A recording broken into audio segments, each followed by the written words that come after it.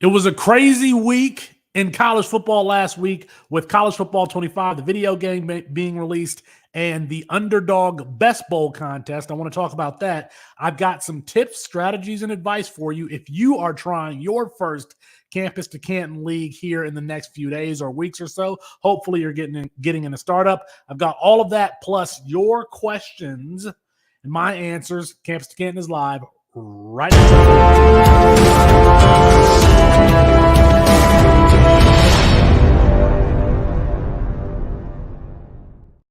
It's Felix Sharp at Sharp Review on Twitter for CampusToCanton.com.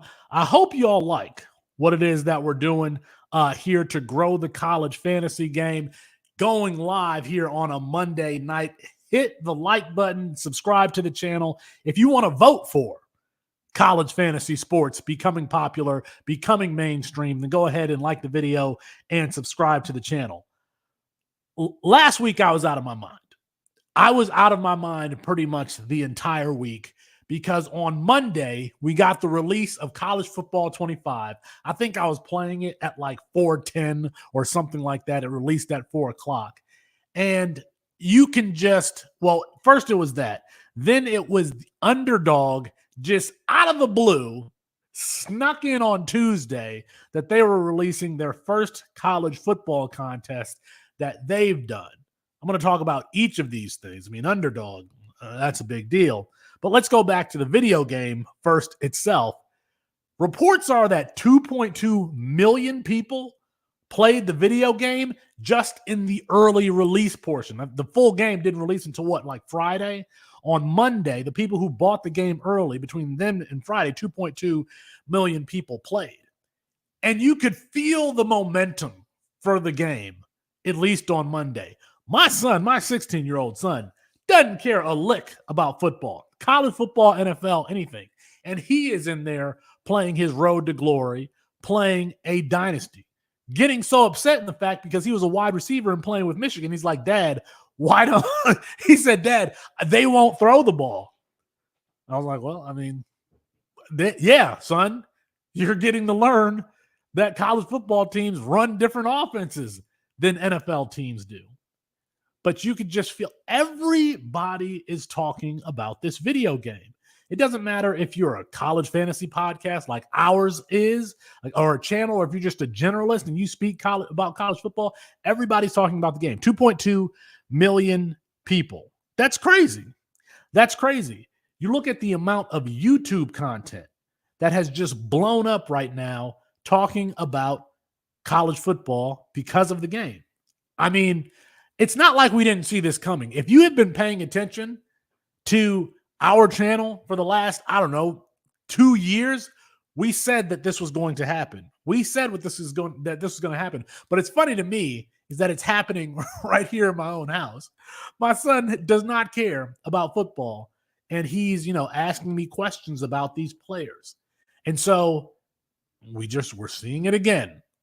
Excuse me, we're seeing it for the first time, but I'm saying it again.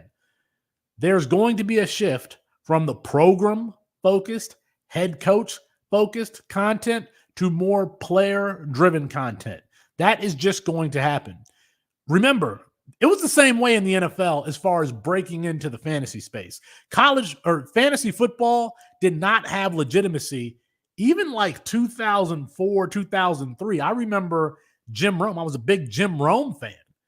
And they would make fun of fantasy football back in that era, 2004, 2005. I think that we're on that trajectory now with college fantasy. First of all, college fantasy is not widely available. I think that that's going to continue. It's going to continue to grow its presence in the next couple of years, and it will become more and more legitimate. Will it take 5 years? Will it take 10? I don't know, but we're going to get there the same way we have in the NFL space. I don't think that there's a whole lot of difference between college football's trajectory into the mainstream right now and the NFL fantasy's trajectory into the mainstream with the NFL. I think Madden pushed it there, right? Knowing the individual players, wanting to become more acclimated with a fantasy game. I think we're going to see the same thing with the video game. Again, because my son is asking me questions about players. I mean, it's crazy. Speaking of YouTube content, TD Barrett on YouTube, 1.6 million subscribers on YouTube. Okay. And he released a video about Nick Harbor being the most I'm learning what these phrases means. Overpowering player in the game. Who told you that was going to be the case? Who told you that, hey, we got to play with South Carolina because of Nick Harbor, because of Lenore Sellers, if they had them rated properly? My fear is because a guy like Nick Harbor had never played, because Lenore Sellers hasn't been a starter, that their rankings would be like kind of, maybe Lenore Sellers' speed would be like, in the 70s or something like that, because they have never seen him play. But to their credit, even players who have not spent a year as a starter, I think that the game rated them properly. Zachariah Branch, 97 speed. Barian Brown, like 98. Speaking about Nick Harbor, 99 speed. Lenore Sellers, like 88. Like, they have their attributes, more or less, they are fair. That was surprising to me. Let me get back to TD Barrett, though. TD Barrett posted a video about Lenore Sellers being one of these overpowering players. And it was funny to me because TD Barrett, talking about the game growing, TD Barrett, more subscribers than ESPN College Football, more subscribers than Cover 3, more subscribers than Josh Pate, more subscribers than 24/7 Sports, more subscribers than That SEC Podcast, more subscribers than Split Zone Duo, more subscribers than Solid Verbal, more subscribers than all of those voices combined on YouTube. Those are some of the biggest voices in college football. If you are a college football fan, you are listening to some of those shows. TD Barrett, more subscribers, YouTube subscribers, than all of them combined. To me, that is an indication of the way that college football is growing, when someone with that type of audience, who's just a gamer, is talking about a specific player. 18 months ago, that wouldn't have been the case. 18 months ago, you wouldn't have a gamer talking about Nick Harbor on his stream with 1.6 million subscribers. You wouldn't have. The game is growing in ways that we haven't seen before. And executives out there, I hope you're ready. Speaking of executives, we have some representation in Boston right now as we speak at the FSGA, the Sports Fantasy Sports and Gaming Association, the conference, the summer conference in Boston. It's going on right now. Austin is there. He was in a panel this morning, and an executive at a major company, a major company, when asked, where do you see the fantasy game going in the next 3 to 5 years or so, that person said, I don't know, but I think it's going to have something to do with college football.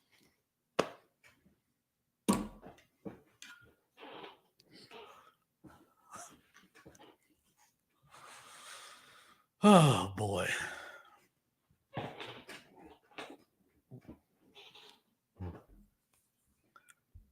What have we been saying around here?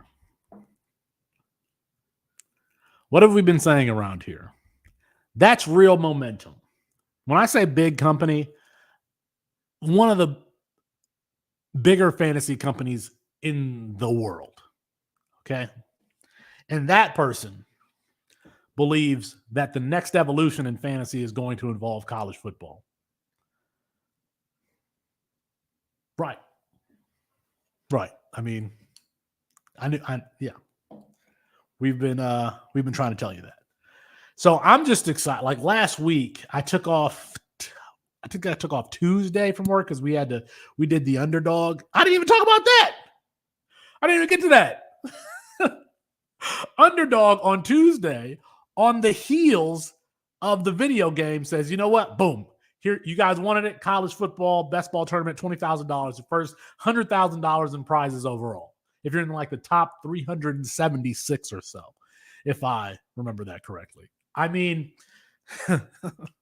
Underdog is a company that they know what they're. Mark Cuban, Kevin Durant, Jared Goff, Adam Schefter, all investors in Underdog. That's a big boy too. That's a big boy too. And they released their best ball mania contest. I just looked before we went on here. It is 52.6% filled. Now, I don't play best ball, but I understand that rate of filling the contest is very fast. You can't tell me that there's not excitement, a different type of excitement around college football this year. You just can't tell me that. It's moving very fast. It's filling. Could we get another contest there?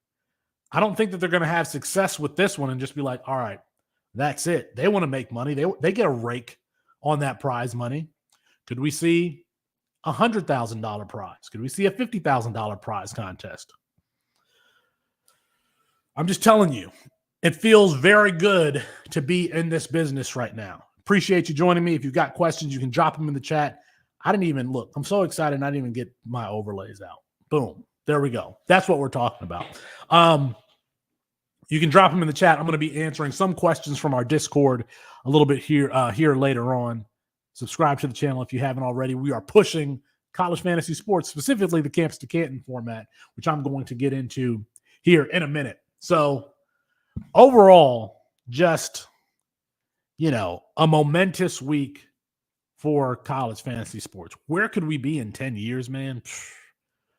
I don't know, but I'm really excited about it. And quite frankly, it's our subscribers, our customers who've been with us from day one. Those people who review the podcast, and you can tell they get the inside jokes and they believe in what it is that we're doing. Like those folks being on this ride with us, it means a lot. It means a lot to me because there's like a weird connection that some of our subscribers who are in the chats every week, that are reviewing the podcast, that are in the Discord, that we feel, that just feels very intimate.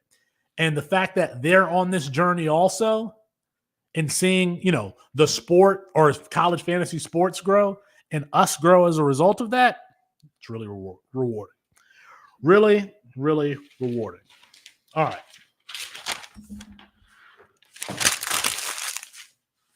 We got to talk about Campus to Canton strategies, tips, because I'm in a startup right now.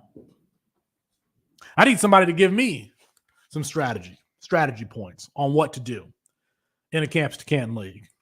Hopefully we've got some new people tuning into the channel.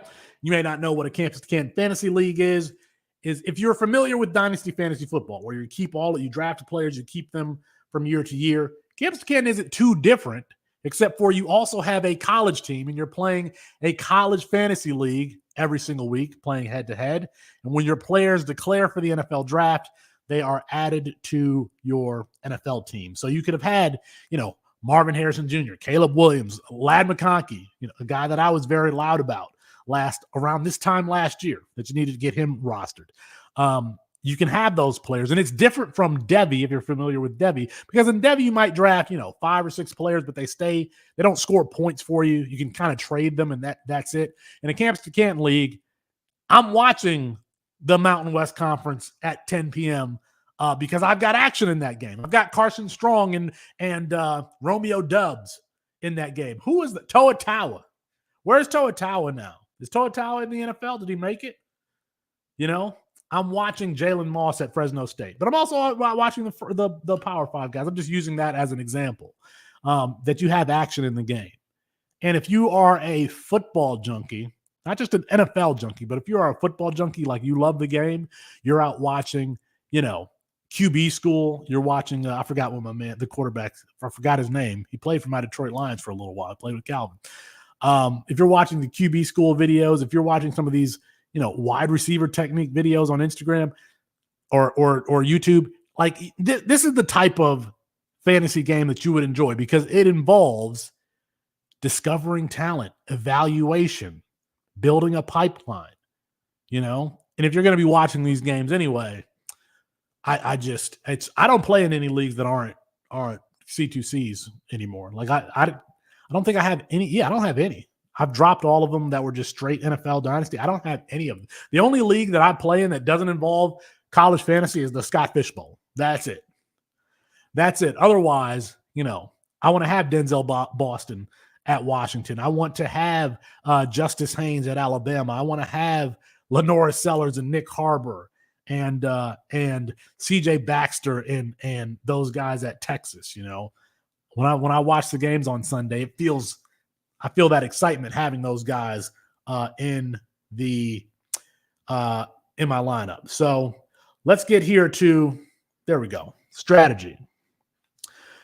And I got my strategy points here, and I will give some that the guys in the Slack, some of our contributors and founders, have added. The first one here that I have, C2C startup strategy tips, is just how vitally important both the quarterback and wide receiver positions are. Now, of course they are generally, but most C2C leagues are super flex, meaning you can start at least 2 quarterbacks. And that is a position that is super hard to trade for. Super hard to trade for. You're going to think that you're going to be able to get into the middle of the season and say, oh, I'm going to trade for Aaron Rodgers, or I'm going to trade for Kirk Cousins, or I'm going to trade for Gardner Minshew. You can't do it. You can't do it. So in a startup, I just think that you really have to prioritize those 2 positions. And Jay, I see your comments. It's just me here, so I'm going to get to them. I'll get to them here when I get to the end of this segment. But appreciate your comments there, dropping your comments there. If Austin was here or somebody else was here with me, it would be easier for me to do it. But I'm pressing all the buttons tonight. But those 2 positions are just really, really important, quarterback and wide receiver. Now, that doesn't mean that necessarily you have to just take those positions early in the draft. I'll just give you an example. Anthony Richardson, Michael Penix Jr., 2 players that I've been screaming about since before they stepped on the field to start. Well, not in the case of Penix, it was after his first year as a starter at Indiana. But there were these players that I said, hey, they have NFL potential, and you drafted them in the 24th and 25th round of a startup. But you have to go get those guys. Lenora Sellers, last year, he was probably going between rounds 10 and 20 to 15, somewhere in there.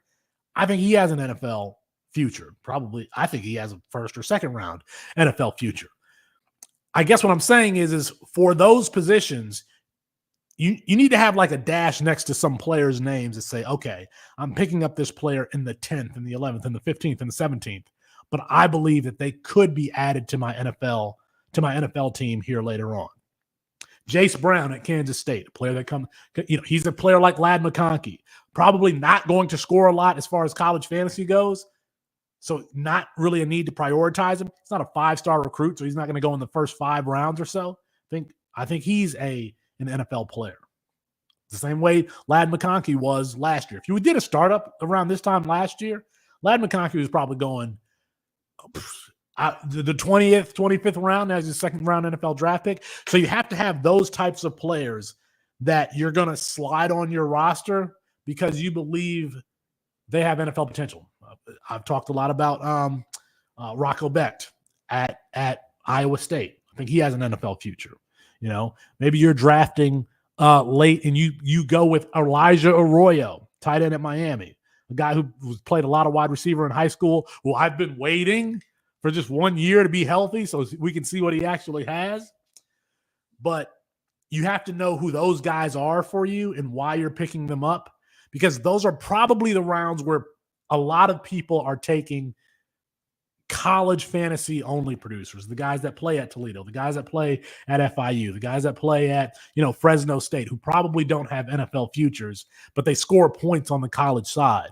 You could be sliding in a player who, Avery Johnson's going to run a lot. He's going to dump it down to DJ Giddens. I'm going to slide in Jace Brown here because I think 2 years from now, he could be taken in the 3rd round of the NFL draft. So that is tip 1. And same thing with the wide receiver.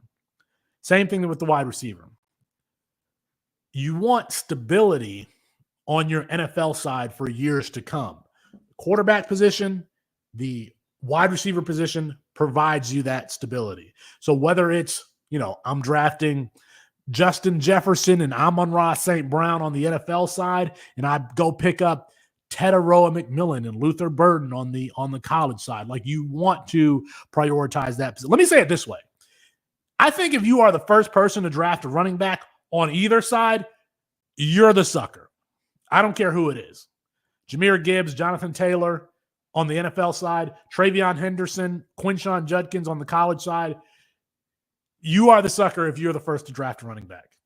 That's just me. That's just me. Because it's not hard. It's easier to trade for those guys. Could you trade for Christian McCaffrey right now in a C2C? Yes. You could probably trade, or even if you couldn't, could you trade for Aaron Jones or Josh Jacobs or something like that? Yes. But can you trade for Justin Jefferson? I mean, if you give up your whole college team or something like that. The quarterbacks and wide receivers are really difficult to trade for, so I would prioritize those positions on both sides, on both the college side and the NFL side. And again, it doesn't mean that I'm taking 5 quarterbacks with my first 5 picks. It means I'm going to pick and choose my spots. And when I get to round 15, I love Hoss Haney at TCU. I don't know that he's going to be in it. This is a bad example, but I'm saying, like, I don't know.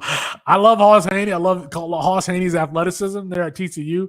Probably not going to play there behind Josh Hoover, but a player that, I like. I can only think of the past class. Like, Carson Beck is an easy one for me. Like, Carson Beck, I was like, okay, this guy, he can actually spin the ball. He's ahead of Brock Vandagriff. He's at Georgia.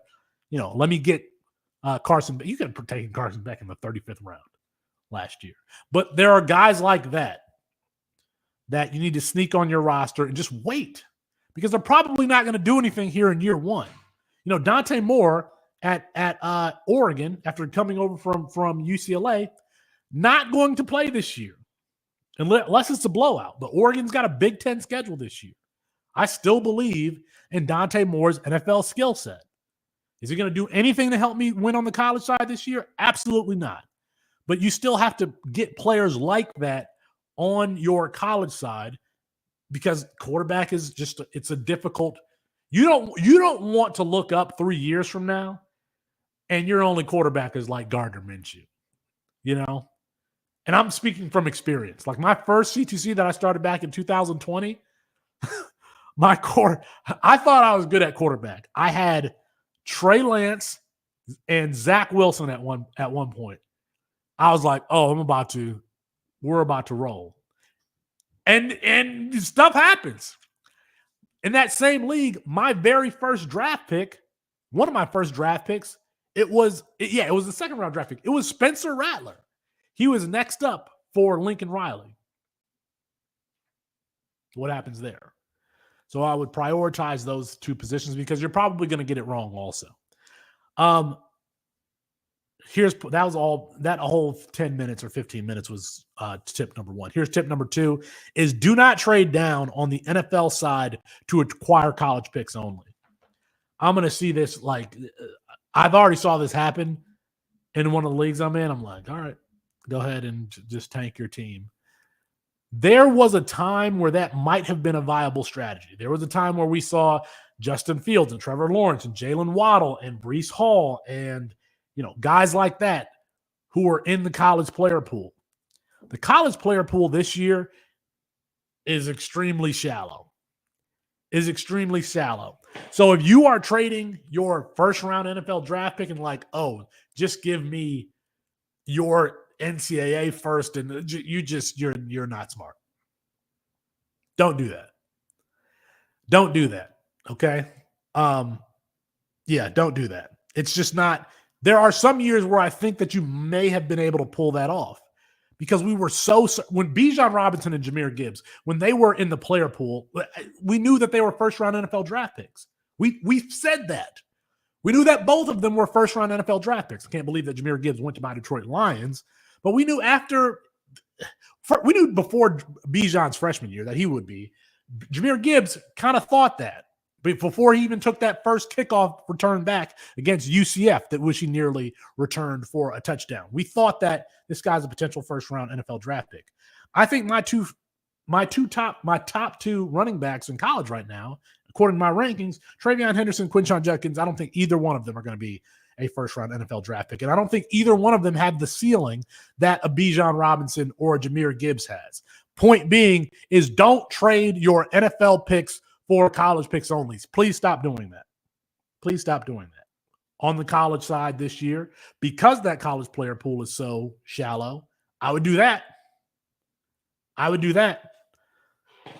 But stop it. Stop it with the trading NFL picks for college picks alone. Point number 3, or tip number 3, is freshmen on the college side.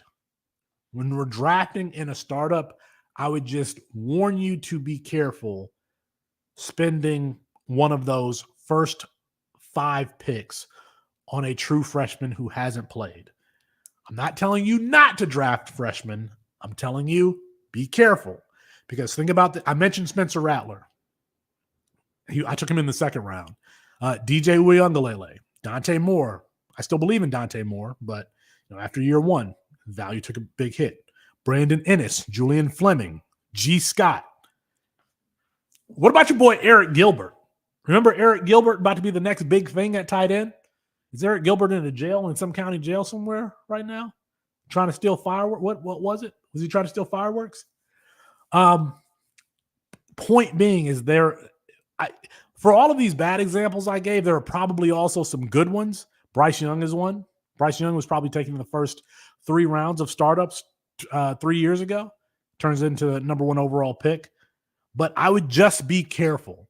I know you're going to want to go get DJ Lagway. I know you're going to want to go get Dylan Raiola, Jeremiah Smith. They deserve their ADPs, but I'm just saying be careful, okay? There are some other guys. This running back class, this 2024 freshman running back class, not particularly strong. If you're drafting Taylor Tatum in the first 5 rounds, that's on you, okay? That's on you. I'm trying to think of some other freshmen here. But I would just be careful this year of our Lord, just July 22nd, 2024. The college player pool has been weakened by the last 2 draft classes. It took a lot of NFL talent out. There are not a lot of guys that we feel just certain about in the first 2 rounds of college drafts, okay? And that includes the freshmen. I'm sorry, what I'm getting at here. That includes the freshmen. So I'd be careful. My first 2 picks in my first C2C back during the pandemic in 2020, one Journey Brown, Penn State running back, left football with a heart issue, and Spencer Rattler. But I also took Javonte Williams in like the 22nd and Jahmyr Gibbs in the 20-something of that draft also. So they can't all be winners. So that is tip number 3. Be careful about the freshmen. Number 4. Now, this is going to sound contradictory, but you don't have to win on year 1 on the college side. Because if you do take some of those freshmen, and some of these players who may not have high college fantasy ceilings, then you probably aren't going to win in year 1 on the college side. Here are some guys that I'm thinking of. DJ Lagway, Trevor Etienne, Jeremiah Smith, Nick Harbor, the aforementioned Nick Harbor, Dante Moore, David Eziomume, TJ Moore, Zachariah Branch at USC. There's going to be 50 wide receivers that score more than Zachariah Branch at USC. You still should be taking him in the first 2 to 3 rounds of your startup. Tyler Brown, Antonio Williams at Clemson. Like, those are guys who probably have NFL skill sets, but aren't going to score you a lot. So you are going to be in a position where, you may not have a competitive college side team in year 1, depending on your build. But look, for those drafting the seniors, the guys who are taking Carson Beck, that's not a good example. Carson Beck's going to be an NFL draft pick. But Caden Salter and Jalen Royals and Brant Keefe, like the people who draft those players, their teams are going to get flushed out after year 1. So just be ready to be competitive in year 2. One of my favorite rosters that I have now, as far as college rosters that I have right now, was not competitive at all in year 1. But going into year 2, let's see if I can find it really quick. All right, going into year 2, my roster is Kyron Drones, Lenore Sellers. So remember, Lenore Sellers didn't play last year.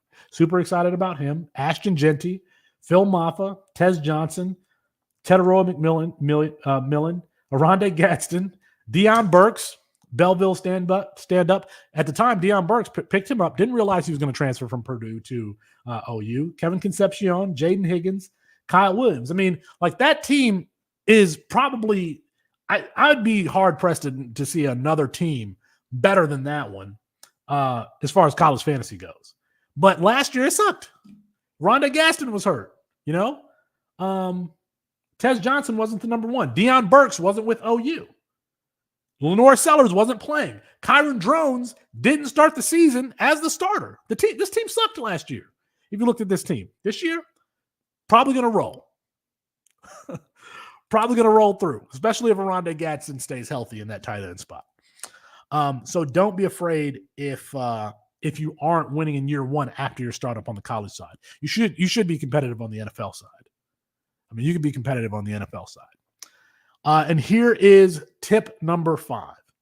For those of you who don't want to, I don't want to say invest, but if you don't want to subscribe to the website, you don't want to pick another website of your choosing, be careful going with those on 3 rankings in your startup draft. Just going back and looking at classes and saying, blah, blah, blah, blah.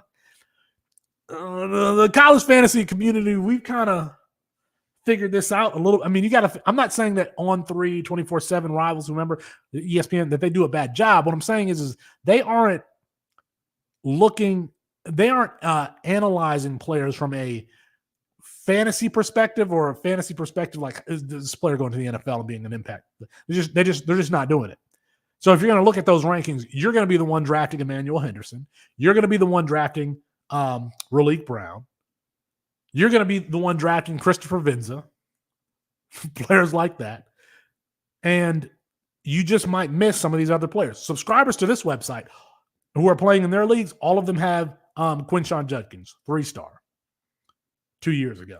We talked about him the whole time. You all have Quinshon Judkins. You all have Lenore Sellers, even as a 3-star. His ADP last season was just ridiculous, and it should have been. It should have been, at least in my opinion. Though we're going to give you the insights on those players, on those types of players, because of David Eziomume, who is our running back 2, I believe, 3-star prospect. Is it going to turn out? I have no idea. But, we are looking at players because we play this game. And so we are diving for those types of players who could potentially be hits. So if you want to just go based on 24/7 rankings, go right ahead. Go right ahead. Go right ahead. So those are my those are my tips. I'm going to give you some other ones from the guys in the Slack, some of our contributors here. Let me turn towards the mic. I asked them to what their tips were for C2Cs. Mike Valerie, FF Dirty Mike, added no value at all whatsoever. He just asked everybody, when I asked the question, he said, please give sarcastic answers only. This is what I'm working with. So Mike Valerie, no value at all. Here's what Justin Massey said. He said, don't live and die by the ranks, which is a good point. Chris Moxley and Nate Marquise basically reiterated the same sentiment to go get your guy. Like ADP in college fantasy is so all over the place, and people's perspectives of value are so all over the place. Just go get your guy.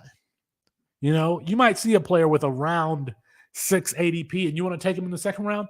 Take them in the second round. Take them in the second round. I was mocked, ridiculed, teased because I said Carson Beck is good. I told people last year, I said, in your first round, in your supplemental drafts, if Carson Beck is on waivers, you need to take him in the first round. Was teased for it. Was mocked for it. Because last year's freshman quarterback class, Dante Moore, Arch Manning, Jackson Arnold, no. Should have been taking Carson Beck. Same thing. You can look at my drafts.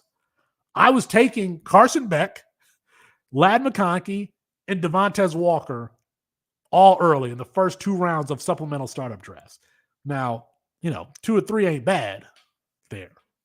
Devontae Walker just didn't have the combine that I thought he would. So Justin, Nate, and Chris kind of say, just go get your guy. And I agree with that sentiment. Corey P, back to Devi. He says, be fluid. Don't come in with a set strategy. Come in with multiple, i.e., just because your draft is going freshman heavy doesn't mean you need to reach for one. Don't be afraid to pivot. I would say the same thing so one thing that we've seen here recently is more and more people going CFF heavy, meaning from the get-go, from round 1, they are drafting the guys who are going to score a lot of points on the college side, not necessarily the players who have the best NFL potential. Just for example, I was in a draft last offseason, and Nicholas Ian Allen, his first 2 picks, Malachi Corley and Austin Reed. I was like, oh my God, he's got the Western Kentucky stack. And then I think his 3rd pick was Rondé Gadsden.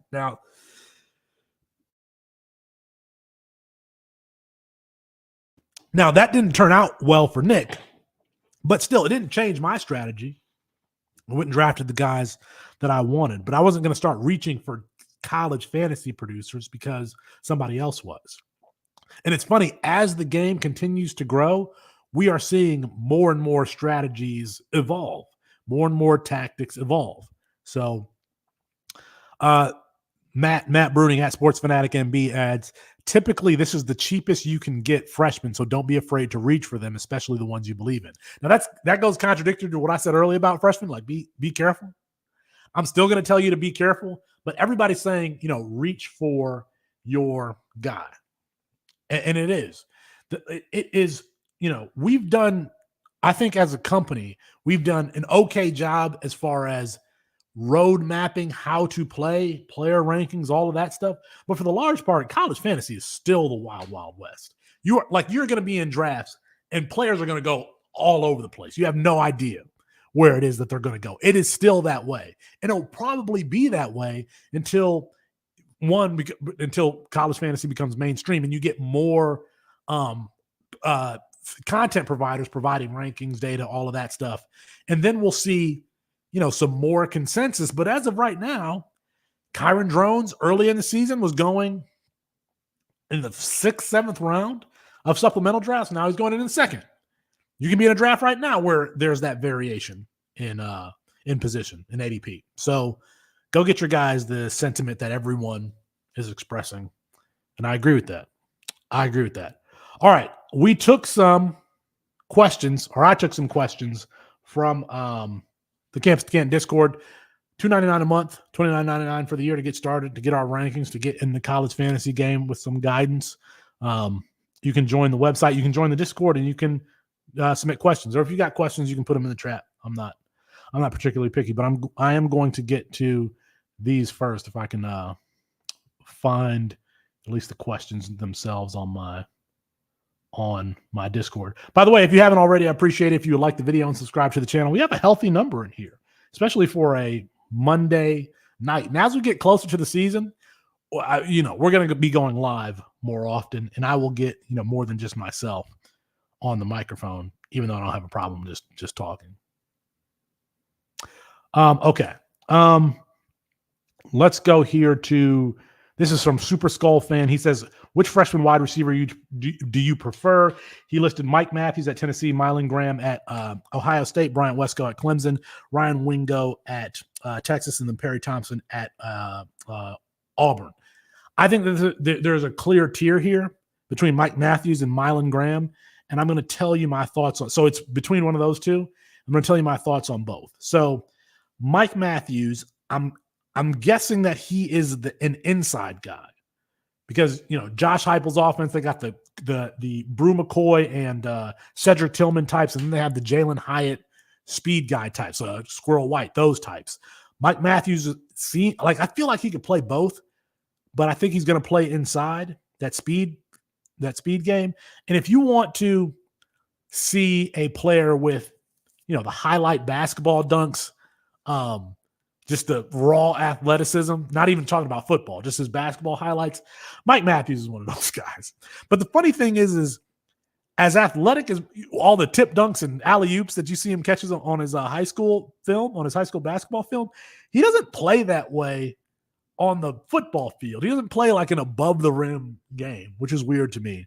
And then you got Mylan Graham, who, for those that don't know, Mylan Graham played in the state of Indiana, going to Ohio State. From what I understand, Mylan Graham, even Indiana, of course, not a state particularly known for high school football, but even within the state, his high school did not play at the highest level of competition. So there is some concern there from people that I would respect on this opinion that it may be a big jump from his high school level of competition to Ohio State. That said, Mylan Graham was one of those players when I watched his high school film. I mean, I just screamed a couple of times because Ohio State recruits these route runners who turn sharp corners, who stop really quickly, who have great change of direction and deceleration. They can leave cornerbacks in the dust, and that's what I saw from Mylan Graham. But now my question is, and I don't even know if he was there in the spring. Somebody correct me if I'm wrong, but I feel like he was not there in the spring. Mike Matthews was, because he caught a touchdown in the spring game. So we know Mike Matthews is there because he's already got a highlight reel at Tennessee. So out of these, but let me just answer about Brian Wesco. I'm not a Brian Wesco fan. I know that he was all the rage in camp, but you know what? So was a Guy Hall at one point in spring camp as a freshman. I'm not a Brian Wesco fan. I am a TJ Moore fan. I'm a big TJ Moore fan. I actually just drafted TJ Moore at the 106 in a supplemental draft. So to me, it's a 2-horse race between Mylan Graham and Mike Matthews. The thing is if you would have asked me this question 3 months ago, I would have said Mylan Graham, easily Mylan Graham. But that level of competition thing, it's Ohio State's quarterback room, wide receiver room, which is really crowded. Is he going to go to Ohio State from a low level of competition in Indiana and, supplant some of the guys that they can attract? That's my question with Mylan Graham.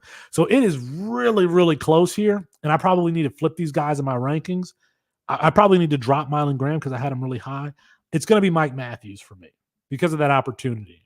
I think it's, first of all, Mylan Graham, I know, has a higher ADP than Mike Matthews right now, but Mike Matthews is probably going to get on the field first. And he has a better chance of reaching his potential sooner, at least in my opinion. I love Mylan Graham's skill set. I don't know about the level of competition and basically playing up. That's what I'm worried about.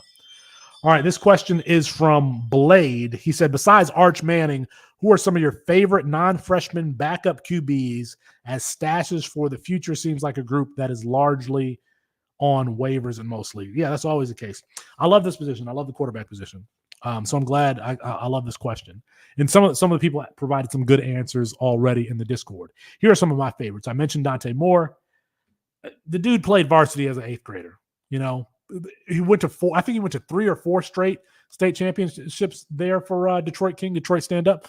Was it King? He didn't go to King. Yeah, he went to King. All right. Shout out to Samad Kane. He's not going to see this. My old teammate at Grand Valley also went to King. So did nobody. No, you don't care. You don't know my teammates, my old teammates at Division II school. Lloyd Banks. Lloyd, I think you also went to King. So shout out to Lloyd. Okay. So Dante Moore is right up there as one of my favorites. I think I have a top 15 ranking on Dante Moore, especially obviously Dante Moore being at UCLA is one thing. He could be the, big fish in a small pond. At Oregon, to me, there's a chance we look back 3 years from now and Oregon has gone on a run like Alabama, like they're just rolling people over. And there's a chance that next year Dante Moore is in the center of that. I really do believe that. 'Cause remember, Phil Knight just offered Oregon unlimited NIL money. And it's not like that they were doing poorly in recruiting anyway. Always recruiting speed. Dan Lanning is a magnetic presence, in my opinion, as far as a recruiter and the swag that he had. Like Dan, if I had a coach draft right now for for the next 10 years, I'm sorry, I'm taking Dan Lanning over Kirby Smart. Now, I know I'm taking Dan Lanning over Kirby Smart. Yes, in a vacuum, separated from their schools, I'm taking Dan Lanning over Kirby Smart. It's funny because they were both defensive coordinators there for Georgia. Not, you know what I mean. Both defensive coordinators. I know Dan Lanning came from Georgia. So Dante Moore is one. Jaden Mayava at USC. I've talked a lot about him. Jaden Mayava is his improvisational skills reminds me a little bit of Zach Wilson, reminds me of Tony Romo, reminds me of another player that I don't want to say their name. A big-bodied mover who can gun the ball downfield. And he's it's regardless of whether it's Lincoln Riley or not, he's in a perfect system to have a lot of success. I'm trying to get Jaden Mayava on as many rosters as I can. He could have stayed at UNLV, and I'd have been just fine with that. But making the jump to USC. Now, I know that both Mayava and Miller Moss looked terrible in the spring game as far as turning the ball over. But to me, Miller Moss's mistakes were I didn't see the right defenses, and Jaden Mayava's mistakes were I'm trying to make a play here. Those are two different things. It's two different things when you're a quarterback throwing into the flat on cover two versus like trying to fit it in a tight window or trying to, drop the ball in a bucket where you're trying to fit it in there. Those are two different mistakes, right? And that's, if I remember correctly, Miller Moss, at least one of the picks that he threw into the flat on cover two in a spring game. Spring game it should be like 7-on-7. You should be completing all of your passes. So anyway, I'm a big fan of Jaden Mayava. Is he going to start this year? I don't know. Pierce Clarkston at U of L. So I was not the biggest Pierce Clarkston fan coming out of St. John Bosco. He split time with I think Canton Hauser. Is Canton Hauser still at Michigan State? Pierce Clarkston is tiny quarterback, right? Now, I've touted other quarterbacks who are tiny. That's not it. But I'm like, okay, this guy's not even like a pure starter. At least he wasn't for his first 2 years in high school. He split time with Canton Hauser. I think that's the right guy. You can correct me if I'm wrong. I know he split time with somebody at St. John Bosco. But he is with Jeff Brom at U of L. And, man, that they looked really aggressive throwing the ball downfield. Again, in the spring game. And he looked really comfortable and competent, like if he's going to be forced to play. Now, out of all of these guys, let me see, I would probably take Pierce Clarkston last, but he's one that I'm paying attention to because, you let's admit, you do want to have Jeff Brom's quarterback, whether it's Pierce Clarkston or somebody else. Now, I would be afraid that after this season, after Tyler Show, by the way, Tyler Show, I'm all in on Tyler Show. Tyler Shuck, whatever he wants to call himself. I have Tyler Show in a lot of places. I'm trying to pick him up in a lot of places. If he's healthy, if Tyler Show is healthy, he could put on a show here in 2024 for the U of L Cardinals. And yes, I think that Tyler Show has an NFL skill set. Is he a pure pocket passer? I mean, actually not really, because he ran a lot at Texas Tech. I think he's best used as a pocket passer, especially with all the knee injuries that he's had. But I'm all in on Tyler Show. And he's a player that's on waivers in a lot of places. That's the thing about like these post-hype sleepers, Like, does he still make NFL throws? I think Tyler Show does. I like him a lot. So I got Pierce Clarkston on this list. Ja'Cory Brown at UCF. We love Gus Malzahn and his ability to use dual threat quarterbacks. They've got KJ Jefferson there now. Ja'Cory Brown transfers from Miami to UCF. That's an easy one. I mean, the next John Rice Plumlee. Now, I don't think that Ja'Cory Brown is an NFL player, not at all. But from a college fantasy perspective and a player who could be, in that between 25 and 30 point range, why not? This is what Gus Malzahn does. If he can take Nick Marshall and be a quarterback, Nick Marshall was playing what? Corner? Then he can take Ja'Cory Brown, who actually has Ja'Cory Brown was like an Elite 11 finalist, So that's an NFL player, or excuse me, that is a Power 4 competent quarterback with great athleticism, who's probably going to be starting for UCF next year. I would liken Ja'Cory Brown like maybe to Taylon Green at Arkansas. I'm wondering like who's a better passer between Taylon Green and Ja'Cory Brown. But regardless, they're going to get their value from running the ball. So Ja'Cory Brown at UCF, Jaden Rashada at Georgia, a transfer from Arizona State, a pure pocket passer, aggressive downfield, looked lost at times last year, but so did Dante Moore as a true freshman. Another player, like he could, the skill set around him, the players around him could elevate Jaden Rashada because he's going to throw the ball up to some people. Rashada is a hard one because you probably have to pay up for him, and I don't really. Jaden Rashada is not the player that I would pay up for, but I do like his skill set, and part of that is the fearless throwing the ball downfield. Now he will throw the ball right to a defender. But I think that it's hard to develop that instinct at the quarterback position if you don't have it already. Being a fearless, aggressive downfield thrower, like a Michael Penix Jr., like a Phillip Rivers at one time, like Matthew Stafford. Like either you have that or you don't. Either you have that or you're Marcus Mariota. Okay. Please do not draft this player. This next player. Okay. I've been talking about this player for a bunch. He's just a player that you need to put on a watch list, and that's Cal Swanson at Illinois. Played at an overmatched high school, 3-star prospect coming out of somewhere in the Midwest. It was like Oklahoma, Kansas. I think it was Oklahoma. Because he didn't get any offers from Oklahoma, Oklahoma State, Texas, all the schools that recruit that area, but at least coming into college, I saw a lot of tools that I liked with Cal Swanson. His velocity that we measure, I think it was 4th in the class last year. Now, another player watching Illinois spring game, he got in like the 4th quarter, didn't look totally comfortable, but super athletic, super toolsy player. I'm going to keep an eye on him. Now, does Brett Bielema produce a lot of great quarterbacks? No, but that's why you hire me to tell you who to look for. Okay. So Cal Swanson is a player that I would pay attention to. And then how about Reese Puffenbarger at Miami? The transfer from New Albany. There was a time at which it looked like Reese Puffenbarger was going to be the starter because they did not have Cam Ward yet. Reese Puffenbarger reminds me of Zach Wilson. He was FCS Zach Wilson last season. So I'm not drafting him 45 rounds. I'm probably still not drafting him in 45 rounds. I might, maybe between rounds 40 and 45, but he's a player that I would pay attention to. Now, that being said, it's Mario Cristobal. Could he go and get another transfer like Cam Ward next year? Yeah, probably, but I do like Reese Puffenbarger. Look, they can't all be winners, folks. Okay. They can't, I can't give you Jaden Mayava. There's not 5 of those guys. So I said some guys that I like. They are Dante Moore at Oregon, Jaden Mayava. This is the backup quarterback question. Dante Moore at Oregon, Jaden Mayava at USC, Pierce Clarkson at U of L, Ja'Cory Brown at UCF, Jaden Rashada at Georgia, Cal Swanson at Illinois, and Reese Puffenbarger at Miami. Those are some guys that I like.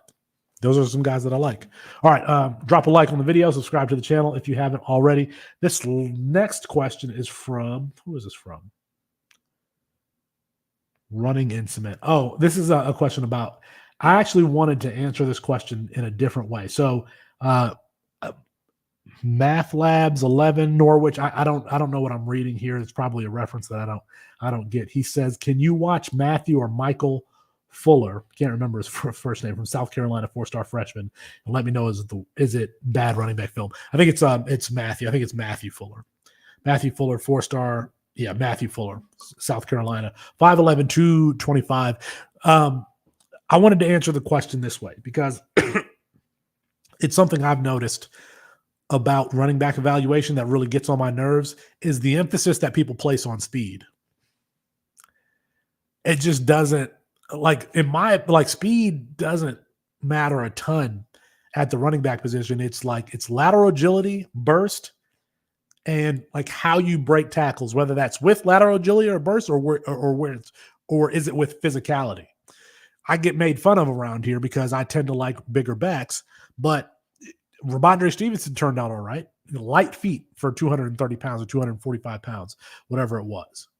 Tyler Algier, same way. And that's Matthew Fuller is 5'11", 225, between 225 and 230. So yeah, he's not going to look like Javid Best. He's not going to look like Devin Achane. They're different backs. And I wanted to bring up that question because, again, I think that I don't care if they run a 10-4 in the 100-meter dash at the running back position, especially if you're 230 pounds. I liked Khalifa Keith last year, running back at Tennessee, because he had that light feet. He was versatile with how he beat tacklers. Like you see some of these bigger running backs, they recoil right when they're going to get contact and then explode through the contact. And because of that momentum that they build up with their lack of speed, which they actually do have, like they're hard to tackle. So I just wanted to bring that up about the running back position. Matthew Fuller looks fine to me. He looks fine. He looks fine to me. So that's my thought about the running back position. Too much emphasis on speed. Even at the wide receiver position, like I care less about speed and how fast you decelerate, how fast you change directions, how fast you bend a corner. Go run track. You people are infatuated with like the equivalent of Jamarcus Russell. You want the player that looks great in shorts, that throws the ball 70 yards, don't even know if he can hit the broadside of a barn. You people are infatuated with speed and 40 times. That tells me very little. Who was the running back out of USC who ended up drafted by the Tampa Bay Buccaneers? USC running back drafted by Tampa Bay. Yeah, Ronald Jones. Ronald Jones is one of those fat running backs. And I remember watching his tape, and I'm like, every time I see this dude run through a hole, it's like wide open, and he just has a better angle, or nobody can get the angle on him because he's fast. But I don't see any other versatility in his skill set. I'm not infatuated with speed at the running back position. So, yeah, you're going to see me like some Caden Fegan. Caden Fegan at Illinois, 240 pounds. He's not going to win a whole lot of races, even though Brett Bielema just said that they clocked him at over 21 miles per hour on the field. But that's not the reason why I liked Caden Fegan. If speed is just not one of those things that that's on my priority list at the running back position. I care a little bit about it at the wide receiver position, but it's not at the top of the list. Not at all. You can let me know what you think in the comments. Maybe I'm wrong. Okay. I got your questions. I talked about College Football 25, talked about Underdog, and talked about C2C strategy. If you like this video, subscribe, like the video, and you can check out the podcast feed. I guess if you like what it is that you're seeing here on YouTube, we have a show every single day on the podcast feed. Just search Campus to Canton wherever you get your podcast. We will be back at the very least on Wednesday, if not sooner than that. All right, y'all. Peace.